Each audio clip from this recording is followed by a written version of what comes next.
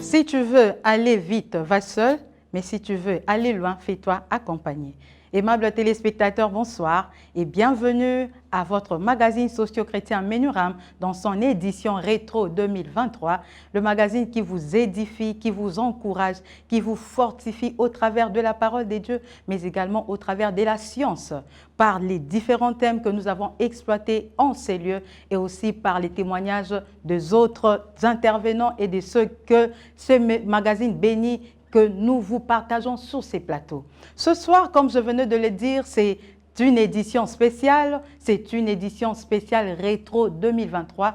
Nous allons parcourir tous les thèmes ou toutes les émissions que nous avons eu à diffuser, à partager sur notre chaîne C'est Possible à Télévision dans le cadre de ce magazine Menuram pour votre édification. Et avant de prendre tout ce que nous avons eu à échanger, à partager sur ces plateaux en 2023, je commence d'abord à vous remercier, cher public, chers téléspectateurs.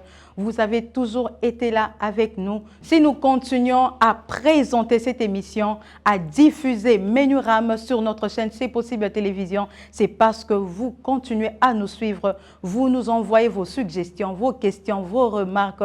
Vous nous témoignez votre fidélité. Voilà pourquoi nous sommes là pour vous dire merci, un grand merci, parce que vous êtes très important pour nous. Vous êtes très chers pour nous, chers téléspectateurs. Sans vous, nous ne serons pas là. Nous sommes là grâce à vous. Mais laissez-moi aussi dire merci à tous les intervenants que j'ai reçus sur ces plateaux des Menuram durant toute l'année 2023. Je vais vous le présenter tout à l'heure. Mais merci à vous, chers pasteurs, chers apôtres, chers prophètes, chères servantes, chers serviteurs, d'avoir accepté de passer sur ce plateau des Menuram pour bénir le peuple des dieux. Vous avez été là, en dépit de vos charges horaires, en dépit de vos occupations, vous avez été là, vous avez toujours été disponible pour Menuram. Recevez ici, trouvez ici, allais-je dire, notre gratitude, notre reconnaissance. Mais je ne peux pas oublier mon équipe technique. J'ai travaillé avec la même équipe 2 ans. Vous avez témoigné aussi votre fidélité avec nos difficultés, les temps, les difficultés que nous avons rencontrées, mais vous avez toujours été là. On tournait parfois très tard, mais vous étiez là parce que vous aimez tellement ce travail, vous aimez tellement Menuram, vous aimez tellement C'est Possible Télévision. Quand je parle de mon équipe, je vois mon réalisateur, Monsieur Aristote Diassilois, le mari de Madame Médine Kika Diassilois. Sans vous, chers réalisateurs, nous n'allons pas arriver à ces 2 ans. Merci à vous, coup de chapeau. Je dis aussi merci à Fondé Mon Cœur qui a toujours été là derrière les caméras pour faire abattre un travail très important, un travail efficace. Je ne peux pas oublier Bidika Rodrigue. L'homme, il a changé, il n'est plus à l'homme à la taille concentrée, mais c'est l'homme à l'esprit révélé. Merci à toi, Rodrigue Bidika, pour la fidélité, la patience et ce service que vous continuez à rendre à Menuram, mais plutôt à C'est Possible à Télévision, notre chaîne. Je ne peux pas oublier une personne.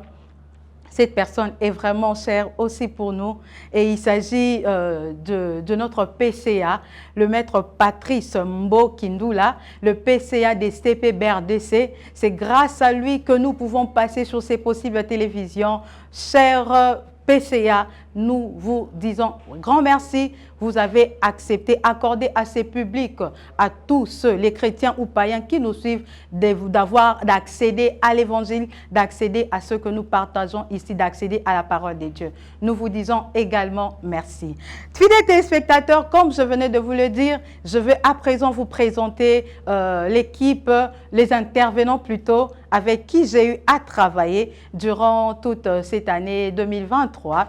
Je ne veux pas vous les présenter physiquement déjà parce qu'ils ne sont pas avec moi sur ces plateaux. Comme vous le constatez, je suis seule sur ces plateaux, mais je vais quand même vous le citer parce que vous les avez vus, vous les avez écoutés, vous les avez entendus. Ils vous ont bénis. Je pense que vous le connaissez. J'ai eu à travailler en 2023 avec 5 intervenants. Je travaille avec le pasteur Timgras Kapoudrik. Il est le pasteur assistant au centre évangélique La Résurrection.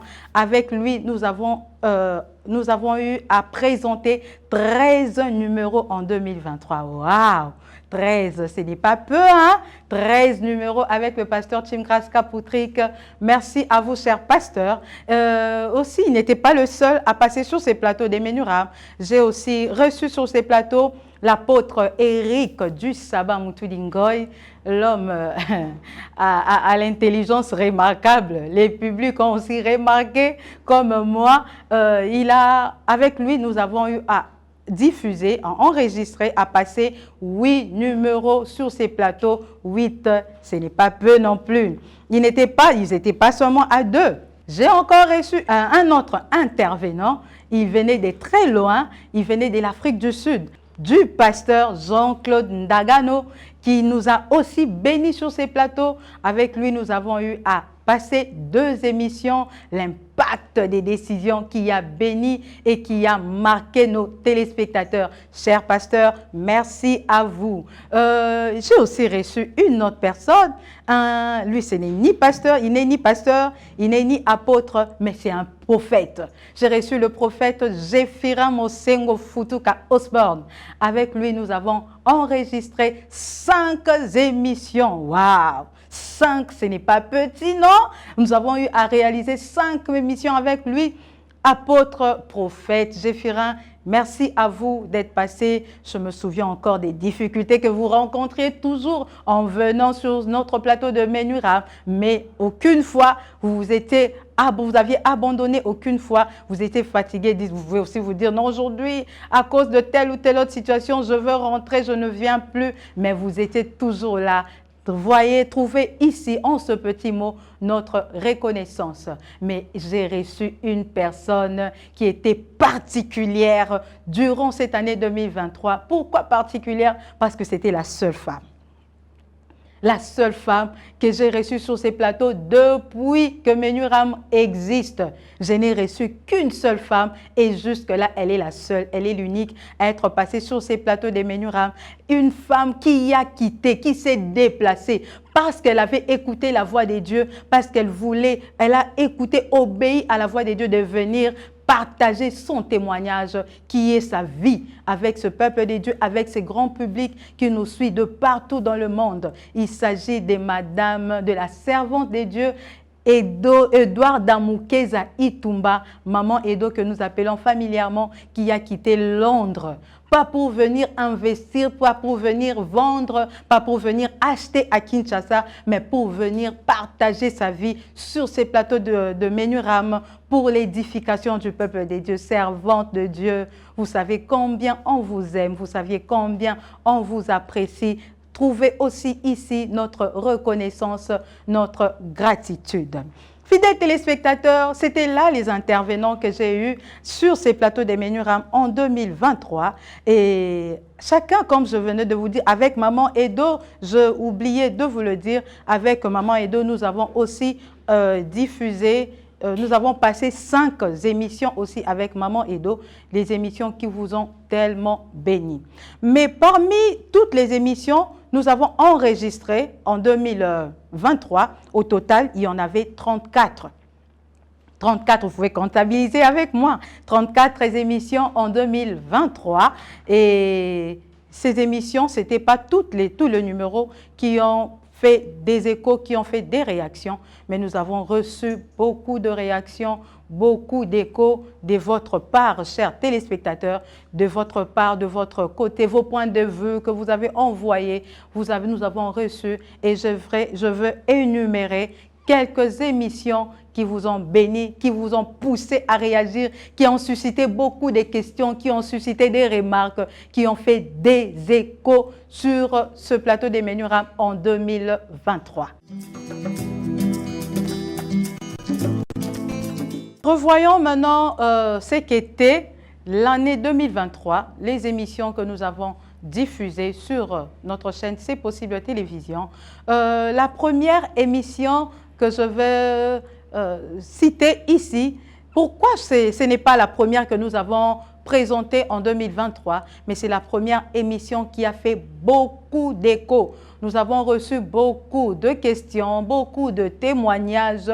Nous avons reçu beaucoup de réactions, en tout cas, après cette émission. Il s'agit de l'émission que nous avons eue avec Madame, la servante de Dieu, Edouard Damukeza Itumba, de l'abusé à l'héroïne. Une émission où elle a présenté, elle a parlé de son témoignage, de ce qu'a été sa vie, et cette émission qui parle de comment elle était abusée, comment elle était maltraitée jusqu'à devenir héroïne, servante de Dieu pour encadrer et bénir le peuple des dieux. Je vous laisse le temps de suivre, de revoir, de revivre en images ce qu'était l'émission de l'abusé à l'héroïne avec la servante de Dieu, Edouard Damukeza Itumba. Place à l'image.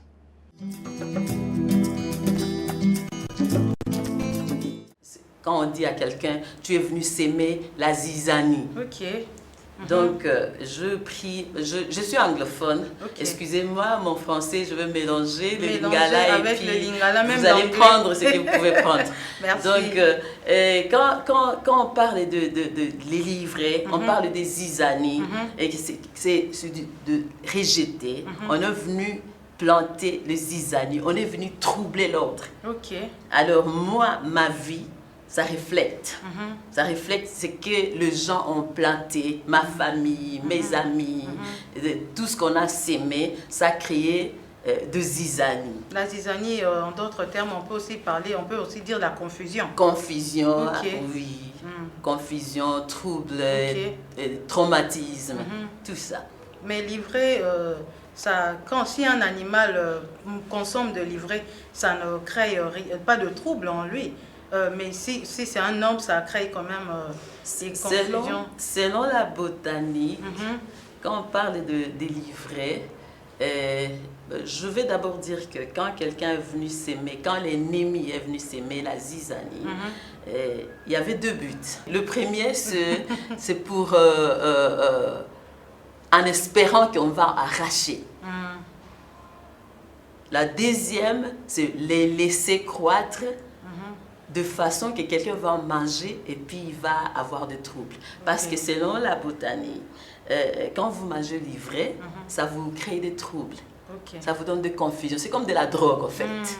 Ça vous dérange mentalement, physiquement. Vous avez des confusions, vous ne fonctionnez pas normalement. C'était le but de l'ennemi. Dans ma vie, dans la vie de presque beaucoup de gens qui ont subi des abus sexuels, des abus physiques, des abus moraux. Donc c'est pourquoi je prie le verset. Ok. Ivrer n'a que le sens de la confusion, la zizanie, ou ça a aussi un autre sens? Quand vous parlez de la zizanie, c'est presque beaucoup de choses. Il y a des troubles mentaux, il y a des troubles physiques, il y a des troubles spirituels. Ok. On peut aussi prendre livret dans le sens de rejeter, parce que quand on va le retirer, mauvaise herbe. Okay, on va le jeter. On va les jeter et puis brûler, c'est ce que le maître avait dit. Ok. Merci, cher réalisateur, pour cet extrait que vous nous avez proposé de l'émission avec Madame la servante de Dieu, Edouarda Mukeza Itumba, l'extrait de l'émission de l'abusé à l'héroïne.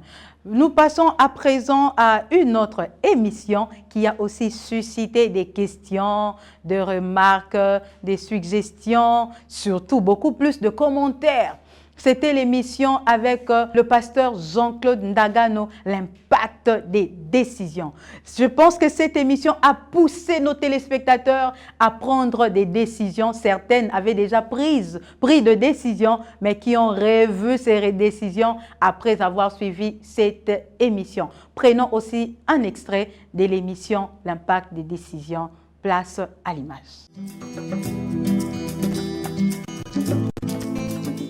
Je pense qu'il vous est arrivé dans la vie de prendre une bonne, mais aussi une mauvaise décision. Oui. Ça ne vous gênerait pas d'en parler? Ça ne me gênera pas. Allez, alors parlez. Vous voulez que j'en prenne? Je vous en parle comme en étant chrétien ou païen. Bon, dans tous les deux sens. Dans tous les deux sens.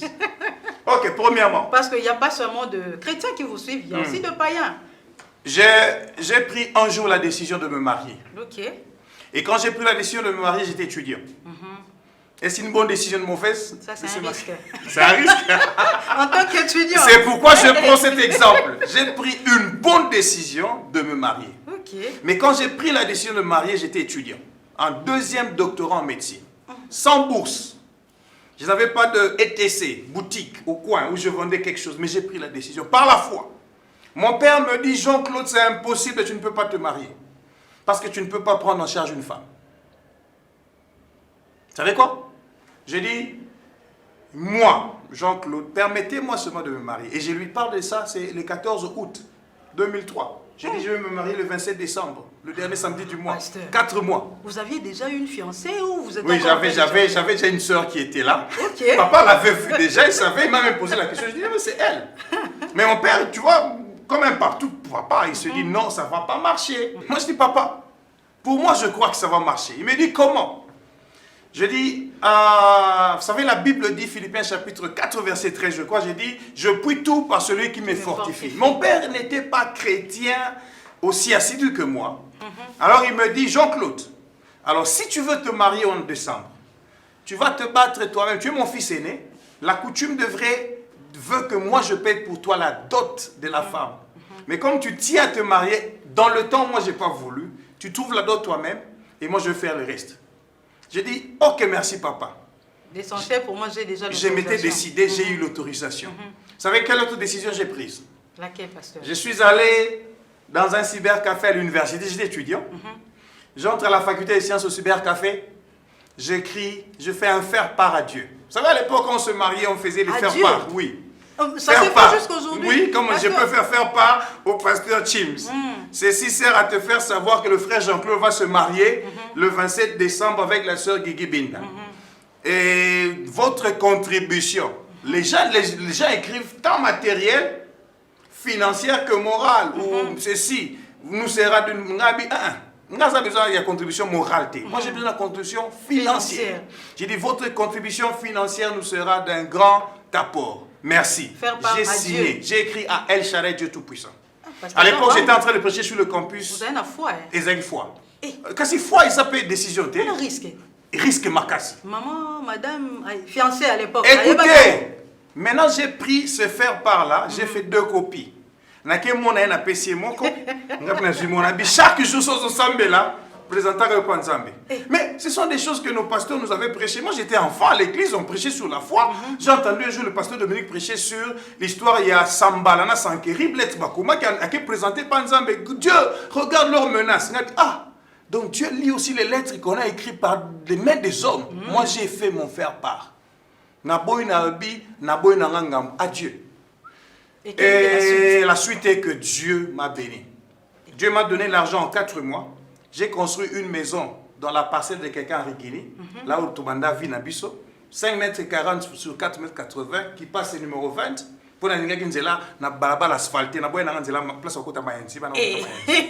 Ça, c'est la foi. Je m'étais décidé. Et puis, je me suis marié. J'ai donné toute la dot. Au mois de décembre. Le 20 décembre, j'ai donné la dot. Le 27 décembre, on se mariait. Moi aussi, je vais écrire. Donc, c'était une décision que j'avais prise. C'était risquant. Ok. Mais il faut savoir quand tu prends ta décision, tu la prends avec qui. Vraiment. Moi, j'avais un allié qui s'appelle El Shaddai. J'ai présenté El Shaddai. Nous revenons encore sur ces plateaux pour une autre émission qui a suscité aussi des questions. Cette fois-ci, ce n'est pas avec les deux intervenants que je venais de citer, mais c'est avec un autre. Lui, c'est l'apôtre Eric du Sabbat Mutudingoy. L'émission que nous avons diffusée avec lui, passée avec lui sur Lot, les destructeurs de Sodome et Gomorrhe. Ceci aussi a poussé plusieurs personnes à prendre des décisions, à s'engager, à partager la parole de Jésus, la parole de Dieu, afin de sauver ceux qui sont autour d'eux. Prenons aussi un extrait de cette émission. Abraham va dire à Dieu, imaginons que tu arrives dans la ville, que tu trouves qu'il y a 50 justes. Est-ce que tu vas détruire la ville? Dieu dit, non, je ne détruirai pas la ville. Dieu ne dit pas qu'il va sauver les 50. Non. Dieu dit, je ne détruirai pas la ville si je trouve 50 justes. Donc, le critère de destruction se situait dans le fait du nombre des justes qu'il y avait à Sodome et Gomorrhe. Et la raison de la destruction alors? Exactement, on va y arriver. La raison de la destruction, c'est le péché. Okay. C'est la méconduite, c'est l'abomination qu'il y avait à Sodome et Gomorrhe. Et Dieu vient pour punir et châtier la ville. Okay. Mais Abraham sait qu'il y a des justes. Il sait que l'autre y est. Abraham, dans son cerveau, sait que l'autre vit là-bas. Et quand il demande à Dieu, si tu trouves 50 justes, est-ce que tu vas détruire? Dieu dit non. Pour les 50, je ne détruirai pas la ville. Abraham dit, mais s'il y en a 40, Dieu dit, je ne détruirai pas. Si on a 30, Dieu dit, je ne détruirai pas. Abraham va jusqu'à 10. Il dit, mais si tu trouves 10, Dieu dit, si j'en trouve même 10. Et ça, c'est moi qui réfléchis. Je crois que Dieu savait qu'il n'y en avait pas 10. Je crois que Dieu savait qu'il n'y en avait pas 10. Mais c'est une info qu'Abraham n'avait pas. Pourquoi je le dis? Abraham sait que Lot a vécu dans sa maison. Okay. Abraham a éduqué les gens dans sa maison à connaître la loi de Dieu. Et Lot a vu comment Abraham a fonctionné. Et Abraham se disait, s'il a pu faire les affaires et prospérer comme il a appris de moi, c'est que forcément les principes spirituels qu'il a appris de moi, il peut aussi les communiquer à d'autres personnes. Okay. Donc Abraham savait que comme moi, je commençais seul avec Dieu, avec ma femme et Lot, mais tout le monde autour de moi connaît mon Dieu. Je suis sûr que mon neveu Lot a fait la même chose à Sodome et Gomorrhe. Il a dû affecter le milieu autour de lui. Il a dû changer les gens autour de lui au point que ce serait impossible qu'il soit seul, lui et les gens de sa maison, les personnes justes. C'est pour ça que moi je dis qu'il est destructeur de Sodome et Gomorrhe, parce que quand Dieu va arriver, par les anges arrivés à Sodome et Gomorrhe, on va tous se rendre compte qu'il n'y avait pour juste dans cette ville que Lot, sa femme et ses 2 filles. Nous poursuivons notre émission Rétro 2023 avec des différentes interventions que nous avons eues sur ces plateaux de Ménuram.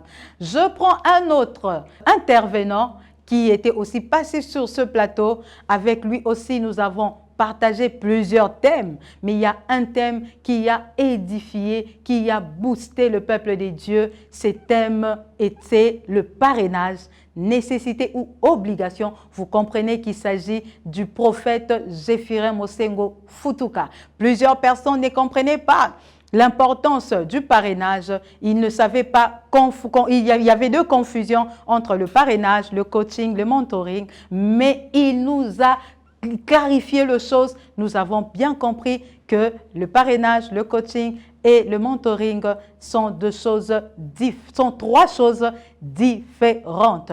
Prenons aussi un extrait de cette émission et nous nous retrouvons juste après. Un mentor, lui, vous donne sa vie, ses expériences, son vécu. Et un mentor est plus exigeant. Il est très rigoureux dans le caractère, dans ce qu'il poursuit, qu'un coach. Souvent, un mentor, lui, ne cherche pas. Ce sont des disciples ou des protégés qui cherchent les mentors. Parce qu'en cherchant un mentor, vous êtes donné un profil de la personne. Tu dis, bon, je vais devenir comme tel. Maintenant, quand toi tu veux devenir comme moi, tu viens vers moi. Ce n'est pas moi qui ai besoin de toi. C'est toi qui as besoin de moi. En venant, j'ai aussi certaines conditions que je vais poser. Voilà pourquoi, à ce stade-là, le mentor, lui, ne badine pas. Mais un coach, par contre, lui peut venir vers les disciples. Et bon, je vois certains talents en toi. Je me suis dit, bon, je peux venir t'encadrer. Faire crier ce qui est en toi. Ça, c'est un coach. Donc, la différence est beaucoup plus dans ça. Un mentor, c'est un homme très discipliné, un homme expérimenté et sage. Un coach, lui, est beaucoup plus éduqué et en ayant des connaissances qu'il peut mettre à la disposition de son disciple ou de son protégé. Mais un mentor, lui, est très exigeant, très rigoureux, surtout lui tient au caractère. Une autre différence de taille est que les coachs, lui, voient les talents. Mais un mentor, lui, voit le caractère, la vie. Lui travaille sur votre vie. Mais le coach travaille sur les talents que vous possédez. C'est là la plus grande différence. Merci, chers réalisateurs, pour cet extrait de l'émission Le parrainage nécessité, obligation ou nécessité. C'était la première partie de ce thème parce que nous avons eu à présenter au moins 3 thèmes sur 3 numéros sur ce thème. Là, c'était juste la première partie qui a fait beaucoup de bruit. Merci encore, chers prophètes, d'avoir été une bénédiction pour nous et pour tout le peuple des dieux. En dernier lieu, nous prenons un autre thème d'un autre intervenant, d'un autre pasteur qui nous a bénis sur ces plateaux. Ça a aussi suscité beaucoup de questions. Jusqu'à avoir une autre émission juste des questions-réponses qu'on n'a pas fini parce qu'il y avait tellement de questions. Nous avons compris qu'il y a des choses qui se passent dans nos familles, dans nos maisons, sans qu'on s'en aperçoive. Et quand je parle de ça, je pense que vous comprenez avec moi qu'il s'agit bel et bien de l'émission Les Dessous d'étole que nous avons passé ici avec le pasteur Chimgras Kapdrick. Prenons un extrait et on se retrouve juste après. Pasteur, vous savez, il y a certains chrétiens qui soutiennent ou ces pratiques que vous venez de, ces infamies. On les appelle les paraphilies. Oui, que vous venez d'évoquer tout à l'heure. Il y a certains chrétiens, je dis bien, je pèse bien le mot, certains chrétiens qui le soutiennent à haute voix même, qui disent que non, mais faire ça, faire ceci, faire cela, en dehors de voies sexuelles connues. Ils disent que non, ce n'est pas un problème, ça, ce n'est pas un péché, et tout ça. Quel est votre avis, pasteur? Parce que plusieurs d'autres soutiennent, disent que c'est bon, c'est bien. Et ici, vous venez dire que c'est aussi une partie de la fornication. Une porte d'entrée de la fornication. En fait, donnez-nous votre avis. Laissez-moi vous donner mon avis. Vous savez, lorsque la Bible parle de l'adultère, par exemple, la Bible précise qu'il y a adultère. Lorsque la Bible parle de fumeur, où est-ce que la Bible présente cette situation de fumer? Il n'y a pas un passage qui reprend noir sur blanc. C'est tout ça qui pose problème aussi avec la fellation. Lorsque la Bible parle de la sodomie, nous connaissons Sodome. Nous connaissons. Et c'est écrit dans la Bible. Mais cherche dans la Bible. Où est-ce qu'il est écrit fellation? Mais le problème maintenant, je ne peux pas dire je suis pour. Je ne dirai pas je suis contre. Mais je demande à tout celui qui fait ces pratiques d'en voir les conséquences. Quelles en sont les conséquences? Et les conséquences peuvent nous aider. Parce que les hommes de science expliquent qu'il y a tellement dans la fellation, beaucoup d'éléments qui sont scientifiquement prouvés et approuvés, qui peuvent conduire à certaines maladies. Alors, ce qui peut conduire à certaines maladies, pourquoi le faire? Voilà la raison. Mais seulement, vous irez chez certains pasteurs qui vous diront clairement qu'en tout cas, puisque ce n'est pas interdit, ces maladies-là, nous pouvons les contourner. Nous pouvons aussi les soigner. Alors, pourquoi m'apaisantir dans cela? Voilà la raison. Merci, chers téléspectateurs. Là, nous avons revu en images, vous et moi, ce qu'était Menuram en 2023, les différentes interventions des différents intervenants, permettez-moi la tautologie, nous avons reçu sur ces plateaux de Ménuram. Ce ne sont pas les 34 que nous avons enregistrés, réalisés, que nous vous les avons présentés. Nous avons pris plutôt ceux qui ont fait beaucoup plus d'écho, ceux qui ont fait beaucoup plus des commentaires et qui ont suscité beaucoup de questions. Quant à moi, je vous donne encore rendez-vous et je vous demande de continuer à nous témoigner votre fidélité, de nous faire confiance pour cette année que nous allons commencer la saison 3 de Ménuram. Chers téléspectateurs, je ne cesse et je ne cesserai de vous le dire, si nous tenons jusqu'ici, c'est vrai, c'est grâce au soutien de notre Dieu, c'est par sa grâce, c'est par son amour, c'est par sa force que nous sommes là, mais aussi c'est grâce à vous. Vos soutiens, vos témoignages nous font beaucoup du bien et sont un grand appui pour nous afin de continuer cette émission. Ne manquez pas de nous écrire, ne manquez pas de nous envoyer vos suggestions, vos remarques. Nous allons tenir compte de cela. Continuez à nous faire confiance.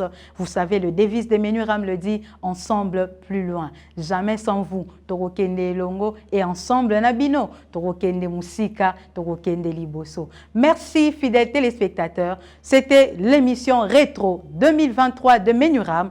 Je vous donne rendez-vous pour l'édition spéciale de Ménuram spécial 2 ans qui sera diffusée bientôt. Et dans l'entretemps, restez branchés sur notre chaîne C'est possible télévision, la chaîne qui a la capacité de changer votre futur.